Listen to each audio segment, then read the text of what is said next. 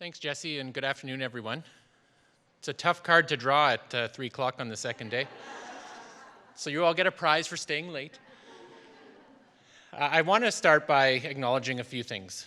First of all, the presentation that I'm going to share today was actually created in large part by Jesse Russell and Mike Misio, our Senior Director of Public Safety and Infrastructure here at the college, and they lent it to me. And I started to look at it and to rework it, to put my own words around it. And I thought, you know what, they've nailed it. And I look out in the crowd today and I look at who's been in and out of the room over the last several days leading up to this event, who's been talking to us. Harriet, obviously, is an incredible champion. Rebecca, Angela, Andrew, Sarah, others. And I realize that we're getting some things right because we're doing it together. And that's been one of the themes, whether it be somebody coming in from the UK or South America, locally, the business panels, is really that strong focus on collaboration and the latticing. Harriet, believe me, we're neighbors, always is advocating for our community. Harriet doesn't advocate for Harriet. And I see many of the folks that come to the village and our programming here, it's nice to see you here too. Harriet and I do have lots of conversations. We have formal conversations. We have conversations where I'm asking Women to the Power of 10 to help us get a collective impact project rolling on behalf of our team. We meet in the neighborhood walking dogs. And one thing that's always ringing true and coming back and over again is that collective impact. And the stat that we saw earlier, the quote rather, that Jessica shared, around, you don't need everyone doing it perfectly, you need the majority doing it imperfectly. And then we make an impact. So I'm paraphrasing Harriet now. Secondly, I'd like to thank the team for putting this together. It's not easy to start a conversation and keep it going. It was really great to see President Walmsley and President Burton here articulating their support. To think already Earth and a Nest has 77 signatories to it. That's incredible. Remember when there wasn't one yet? Right? Not that long ago, really. It was you. And then it was Canadore. And then there were two, right? So today I wanted to just speak a little bit about what the college is doing, because it would be easy for us to make a great pledge of 2031, which I have to be honest, I endorsed at the senior table, and I endorsed it before our facilities and infrastructure was in my portfolio. And then it moved over April 1st, 2021, and I took a big gulp because I started to dig into what that meant. And with the support of our faculty, I see Jeanette here with our ecometrica, I'm going to speak about that, our baselines on greenhouse gases, it became very apparent that there was no way to public relations or cheat our way to the top on this. We have to do some hard work, and we're starting that hard work, and we've been really working at it with really good grounding, I think, in our programs and our curriculum and the delivery and the graduates that we're graduating. I was just chatting with one of our current students. My nephew's a graduate of our 3-year environmental technology program, and he's out changing the world and working, remediating mines and doing that kind of work. And it's folks like Andrew and Steph and others that you've heard from that have made that happen. And so today I'm just going to speak a little bit about what the college is doing, some of the big things we're doing, the big, hairy, audacious goals that we've set, some of the smaller ones, and how we really hope to provide a lift to the community in a position of leadership.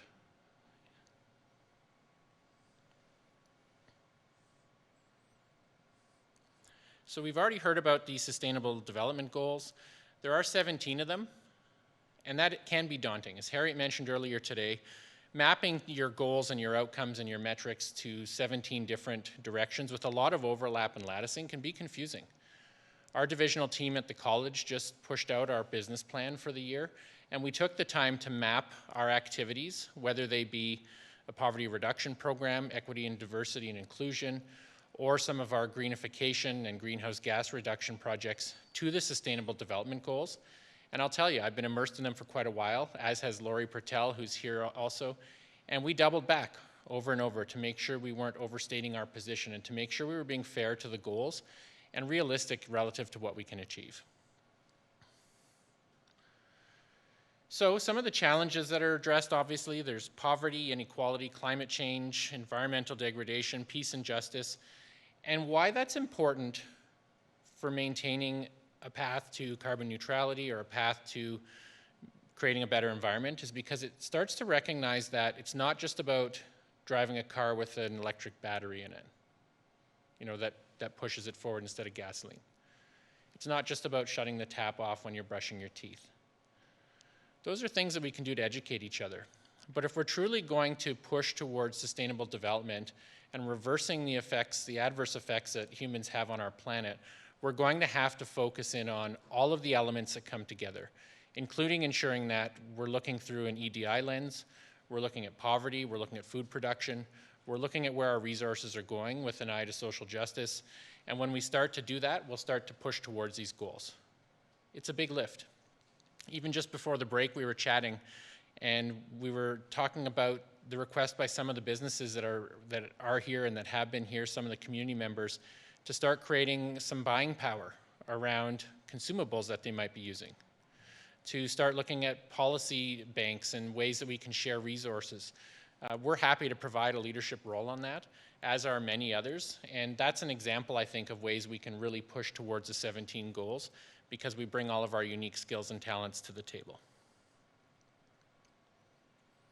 So if we talk about sustainability and we look at it from a universal lens, everyone thinks green. But there are really elements to it that can be divided into environmental, economic, and societal impacts. And so what some of these mean really is there's no element of our lives, from the time we wake up to the time we go to bed, our interactions with our families, our coworkers, that aren't touched when you look at this type of activity. So we've talked a lot about the environmental, but the social elements of it, our social responsibility to each other, a sense of belonging, the circular economies that we can create by looking at ways to reduce and reuse consumables, to repurpose them. I love, and I should have shown you a picture, I love grabbing scrap stuff and building something from it. We get points out at our family camp for that. Not because we don't want to spend the money, but it's far in the woods, so you want to make it do. And Jeanette's seen pictures of it. Canadore wants to do the same thing. Even sitting in a room like this, when we were looking at our design work, we started to look at the life expectancy of the fabrics. We looked at whether we painted certain walls or left them blank. We looked at the lighting draw. We looked at the longevity of what we're putting in. And even right now, and many of you were there, when we're announcing projects like our long-term care facilities that we're going to commence construction on later this year, we're actually shrinking the economics on them from a 11 or 12% return on investment down to 7 or 8. And we're doing that so we can build LEED Gold buildings, certified buildings that do not have an adverse impact on greenhouse gas emissions, because that works against us. And those are tough decisions to make, especially when we're trying to generate revenue, invest in students, make sure nobody's left in their community without access to financial aid when we're trying to help do food security, but there's some bold choices, and that's where I think the intersection of all of this comes together. Whoops, I'm just going to go back there. Okay. So the SDGs and net zero. So what does net zero mean? It means if you're sitting in Canadore today, annually we emit roughly 2,400, 2,500 tons of greenhouse gas. Yikes. Why I'm smiling, though, is because we have a plan. And the plan is going to be multifaceted. We're starting already. You're seeing things like orchards and tree planting.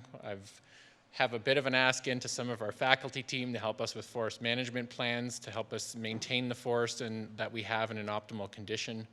We're looking at buying land trusts that the college can use in perpetuity to maintain green space. We're working on the cleaning solutions that we use. Our facilities team, for example, looked at ways to reduce the noxious fumes that we're putting into our environments. So when we're cleaning at night, we can maybe turn the fans on an hour later in the morning. It sounds small, but every little step matters. So we're really trying to accelerate where we're heading. Just for a bit of a framework, Canada wants to be net zero by 2050. So Canadore's pledge to get there 19 years or 20 years earlier is nothing to really scoff at, but I think we have a pretty good plan to do it, and there's some things I'm going to share with you to get us there. The other piece of this is, and Jesse mentioned, the Sustainable Development Task Force. I've learned a lot over time, And some of the approaches that we take over time, you form a narrow committee with the usual suspects, the busy people that always say yes. You move forward, you come up with some good ideas, you come up with some objectives, and then you try and push them out. That didn't work. And I've received feedback over time that not only does it not work, it's not always appreciated. And so our Sustainable Development Task Force is an example of some distributed leadership that we're trying on reaching our goals. And there are people around the table from every corner of Canadore. There are external partners on that task force. And we met with CICAN, who's our national association, and it was remarkable to hear them say that across their travels in the country, with only 30 out of several hundred post-secondary institutions signing on, we were the one with the most diverse task force. Unwieldy? Maybe. Effective? Definitely. And we're already seeing that impact. So we also have greenhouse gas inventories. We need to know where to start. So we've done a lot of work over time, and I really want to acknowledge the last 7 or 8 years of people that have come before myself and others now picking up this torch and moving it forward. The college has invested in technology to upgrade boilers, to upgrade lighting, to put in heat recovery units, and it's not devoid of action. So we're actually coming at this from a pretty good footing and foundation here at the college, and now we're trying to accelerate it. And I use that word on purpose because we're not starting from zero. And so I acknowledge everyone at the college, I acknowledge every one of our partners, Honeywell and others who have worked with us to try and get us on a pretty good footing to keep moving. One of the things we want to do is third-party validate what we're doing. Who here trusts statistics when you read them out in public? Anyone? Right? Healthy dose of skepticism. So we're using Ecometrica. It's a world-renowned metric company that measures greenhouse gas emissions. We provide data on what we're burning for fuel. We share data on what we're burning to keep our lights on, the cost, the consumption, and then it gives us some baselines. And our team is just getting to the point now where those baselines are going to become public. They will be on our website, and that's what we're going to hold ourselves against. And we're going to check in. We're going to check in annually. We're going to check in every couple of years. We're going to have a scorecard on this. And that type of transparency, I think, is important. There's roughly I think the stat is 4 tons of greenhouse gas captured by a healthy acre of forest. So based on what I shared with you a while ago, at 600 acres on this campus, we're almost to the point of declaring ourselves carbon neutral if we want to take the easy way out. Right? We're not going to do it. That's not our approach. And so when you go on the Sustainable Canadore website, you'll be able to see these stories, and Rebecca and Jesse and others have populated it with dozens of them. It's meaningful action. So the orchards and the grow pods.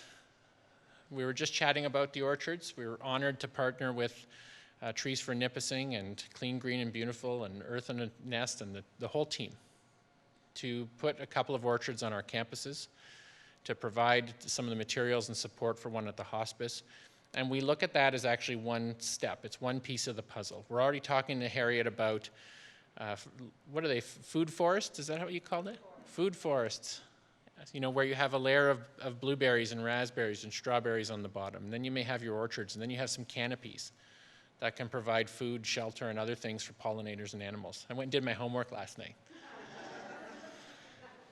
You know, we started last year with any trees that we plant on campus being sugar maples so that we can harvest and help to provide food for students and sustainability through our 100 elements. We have a small grow pod that we're moving down to the back of the campus and adding a clean water demonstration site.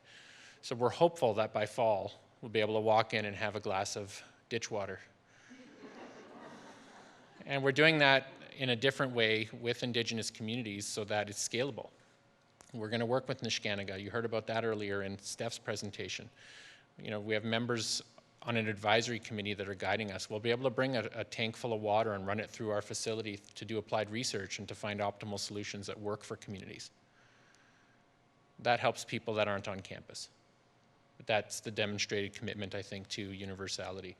All of the food from here, we want it in our food banks. It's ridiculous that any one of our students is sitting in a classroom and they're hungry. This grow pod, if you would have been on our website a few weeks ago, it closed about a week ago, was a tender that we went out for based on the success of our smaller version. So we're actually going to be placing right behind the village what will probably be about a 5,000 square foot off-grid growing facility. And it's going to have soil, it's going to have hydroponics in it, and we're going to figure out how to yield great vegetables, great fruits in a way that's sustainable year-round, so that we're going to harness our climate, use it, and beat it at the same time by being able to grow fruits and vegetables all winter long. It's actually also part of the vision for the Collective Impact Project, because we actually want to engage seniors in the community alongside of our students to work in here as volunteers to grow the food and the vegetables. And so we're pretty excited about it. And so we're assessing this right now. And it's part of a clean water facility. I mentioned, some of the infrastructure. There's incredible leadership and guidance being provided in the revolution of our science labs and the evolution of them to be more forward-facing, to link them out to the environment. I talk to Andrew often, and he's a member of our faculty team, about getting out on the land and what we do here. And so one of the things that you'll see is the science labs arc outside to take in the clean water, to take in the medicine walk, to take in the food pod, and to go back into the village, which many of you know, it's our intercultural and interprofessional health and wellness facility on the end of the campus on the north side. There's going to be a water lodge in there. We have presented tobacco to a water caretaker, and she has said yes, and a lodge keeper, and he has said yes. And we're going to be able to have fire, and we're going to be using technology like this to bring water teachings to around the world and to bring water teachings here. And to stop looking at water as a commodity, as something we own, and to look at it as something that's living, and something that's breathing, and something that's with us. And so that's a really exciting project I could go on and on about. So what's next? We're buying a bunch of them. So if you figure, I think it was yesterday morning, President Burton talked about the fact we have almost 10,000 students. I work with 700 great colleagues here. That's almost 11,000 people, not including our volunteers. We have 3 local campus locations. And guess how much waste diversion we're doing for food waste right now? Not almost zero. Very close, Harriet. We have Jeremy St. Onge and a few others that are really doing a good job on a number of fronts. He's a member of our faculty team as well. But by and large, it's going in the garbage.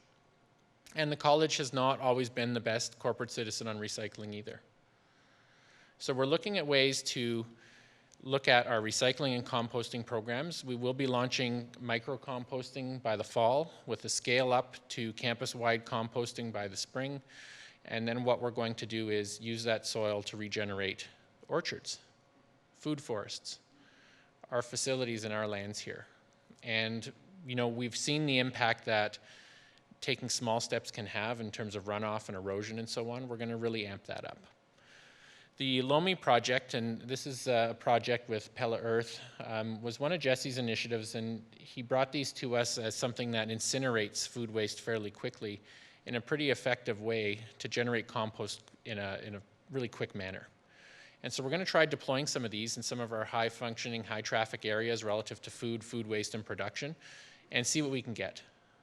Because we've got to take some steps soon, and as we build the larger-scale composting program, which will require all type of knowledges, we've reached out to one of our partners at First Nations Technical Institute with their Indigenous Food Systems degree to look at ways we can use ash and we can use other traditional methods of advancing composting to clean it, to get it ready. And fortunately, our partners are saying yes. And so there's really a pretty exciting movement on something that seems small, but when you look at the amount of impact it could have, it's pretty substantial. Do you? Does it work well? Awesome, great. So we're, I think, deploying 10 of them in the next few weeks, Harriet. The next one is the Water Champions campaign and Fill It Forward, and I'd like to make a special shout out to the Canadore Students' Council, our student government. That's another part of our efforts here, is to work with students, given that they are our largest stakeholder. And Canadore Student Council is helping to support the Fill It Forward. So we've established a protocol where we will have a water filling station with clean, fresh, drinkable water on every floor, in every wing, in every building. And we're going to deploy water vessels, like coffee mugs, water bottles, those types of things, that you can actually track your impact. And we're going to ask people to use water bottles that are not made of poorly made plastics that are hard to recycle. These are glass. We're going to sell them for $1 each. We're going to reinvest it in more water bottles. We're going to reinvest it in more water fountains. We're starting to look at active transportation and having places to put bikes and chargers and water outside. So there's a lot of different things, and they're little, but they start to make a big impact in terms of what's happening. And water bottles, are something that drives me nuts. And the other one is when we're trying to eliminate water bottles, so we ban water in bottles and still allow pop to be sold. Right? So look for a lot of water coming to you. So we're looking at energy upgrades as well, and I'm just going to check time. Okay, I got 10 minutes. Thanks, Jesse. I'm waiting for the big hook. So we're looking at facility decarbonization strategies, and so basically what that means is how do we stop burning natural gas? It's interesting because to stop burning natural gas means deliberately causing a rise in our utility prices. And that can be hard to stomach, especially if you're trying to pay the bills and don't have the ability to do it. So we're looking at some strategies that are scalable. We're looking to basically invest in the first big move to achieve savings. Then we're going to book those savings, and we'll use that to pay for the next project instead of financing them. And this is something that our Chief Financial Officer has been really a champion of over time. And Sarah and the team, I'm just look at the folks that are here, right? And Sarah and the team have helped us with our last rounds of projects, and we're going to figure out ways to pull some of these off going forward too. So you can look at geothermal, hydroelectric, solar. You're all familiar with those. So we're looking at fuel switching, so electrification of the campuses. We're going to run into a very practical ceiling here in that there's not enough power in the power grid to electrify this campus. So that's a problem. So we're going to look at what we can do here at College Drive. We're exploring looking at cladding Commerce Court and structurally integrated and thermal panels, basically, to make it almost net zero in terms of heat loss. And we're looking at covering the whole campus roof in solar. Can we take Commerce Court at 400 or 500 tons of greenhouse gas emissions offline altogether? Maybe. We hope so. Be incredible. And that's ways we're going to work around some of the limitations that are on us relative to the electric grid as municipal and provincial infrastructures catch up. Energy efficiency efforts. You walk through our campuses, you feel like royalty if you're the first one in, because as you walk, the lights turn on for you. Anybody gone through that yet? Yeah, it's so nice. It is bizarre, but it's so wonderful coming though. Commerce Court, we just did that. And I catch myself showing up early so I can run down the hallway, see if I can beat the lights. But that's a small example, but you look at the amount of lights we have. They shut off, they turn on. The LEDs have less light pollution. That's part of SDGs, so the impacts on land, air, water. And these little things, I think, do pile up pretty quickly. And we're looking at on-site renewables. So I've already talked about some of that. Part of our building programming and our 3-year plan on buildings is going to be to look at how we salvage materials when we're pulling things out of the building, how we can repurpose them for us or somebody else. How can our students do that? Our faculty are incredible across the board. Jesse's been doing inventorying, building construction. You think cut the wood, put it together, pull it apart, it's gone. No. They're recycling. They're using it many times. My grandfather always taught me to straighten nails, and I thought, oh, come on now. But it's in a way that is as safe as possible, they are recycling. How do we divert used fuel oil and used oil from our aircraft? How do we recycle it properly? How can we use some of the work that we're doing in 100 Elements to divert food waste and help with food security? The chefs and the team down there do it constantly. And there's story after story of ways that this is working. And so we're going to use that as a footing, and we're going to continue to amp it up. And we're going to use that experience of the professionals in our classrooms to do that.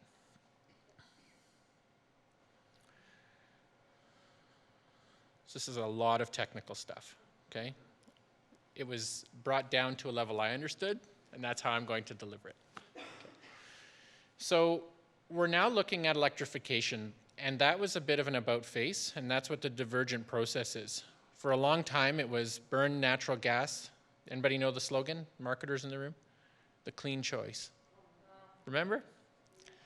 Now, it's don't burn natural gas and other fossil fuels and carbon-based fuels.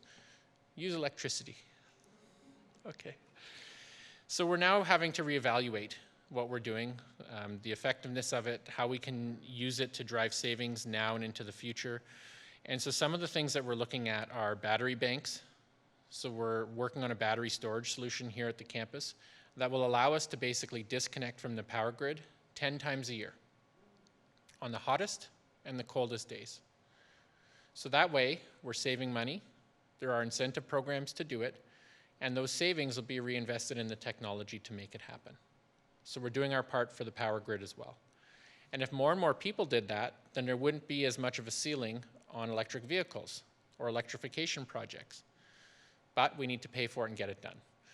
Another one is a ground source heat pump. So basically you drill and put a bunch of rods into the earth and you you push the warmth in and you pull the cold out or vice versa to heat and cool your buildings without having to run condensers and other things to the same extent that you would. We're also looking at pre-boilers that are electric. So on the gas units we replaced 5 or 7 years ago, as we were talking about, we're going to put electric boilers to preheat what's going through them so we can run those at a lower, basically BTU output, like turning your furnace down a little bit because the air going into it's a bit warmer. So this is just some pictures of the battery storage, and we're going to continually look at the goals of getting stuff done as fast as we can, reinvesting the savings, keeping people at the center of it, and ensuring that everything we do is put through the lens of knowledge creation. So how do we train our students, not only technically, but culturally? How do we as colleagues, a staff team, attract people to the college because we're leading in this realm? And ultimately, how do technologies and savings and all of these other things, which are the right thing to do to get to net zero, making us more sustainable holistically in relation to sustainable development goals?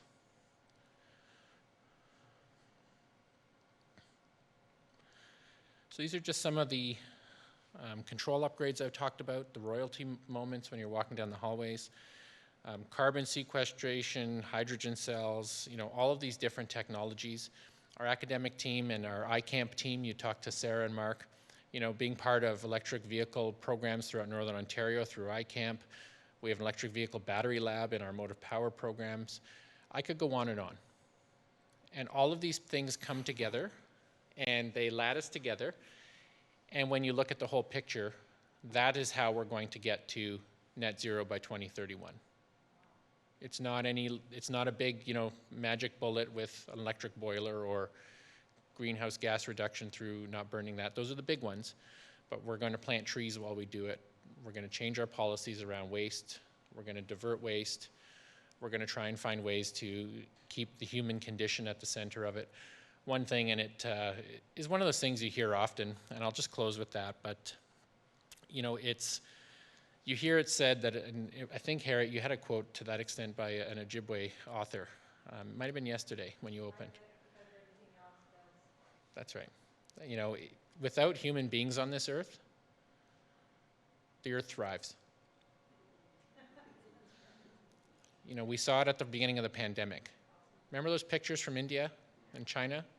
One of the pictures from Beijing, I have stood there. I actually was there in June of 2013 or 14 at this point. And I stood there. And to see that picture and that skyline, boy, was it beautiful. And I'm not picking on China or India. Toronto's no different. You go down there today, I bet you there's a haze over, our provincial capital. What's really important to know, though, is you want it to drive home. We planted a medicine walk, and Angela, when she was a student here, helped to plant that, and we worked with Indigenous greenhouse out of 6 Nations. We worked with local elders. We worked with our cultural advisors, Catherine Sarrazin and others, and we identified Indigenous plants that were supposed to be here. And we started to plant them around the pond to create a medicine walk. So through the village, they could be honored, taught about, harvested, put to use in the community kitchens that are over there. And we put them in, and we should have known better, but they were harvested really quite heavily. Not by Indigenous caretakers or stewards of them, not by our elder and residents, but by folks who knew something about them or wanted to take cuts of them or to transplant them because they knew it was milk thistle or they knew it was something else, and we couldn't sustain the medicine walk. The pandemic happened, we all went home, and guess what happened when we came back? The medicine walk is beautiful. And so that hit home to me around the impact that we have. And so although the trigger for me to really pay attention to our holistic view as a college was a portfolio shift, the collective energy and wisdom of our team has driven it over the last 12 months, will continue to as we push forward. So this is some of what Canadore's up to. It's the mid-range of a long story. Lots of chapters yet, lots of history by people who have built the foundation on which we're growing from, our facilities teams, our volunteers, our program teams, and we're now using that as a foothold to accelerate it. And I think that's going to be the story over the next 7 or 8 years, is how do we speed it up, because there's no time to waste. So with that, thank you. Thank you to the team who brought this incredible conference together, all of our wonderful colleagues and students, to Earth and a Nest, to everyone who's been online. I've been watching some of it online from my office. Wonderful job, Sam and others. Really great. So thank you very much for having me, and we look forward to having you back next year.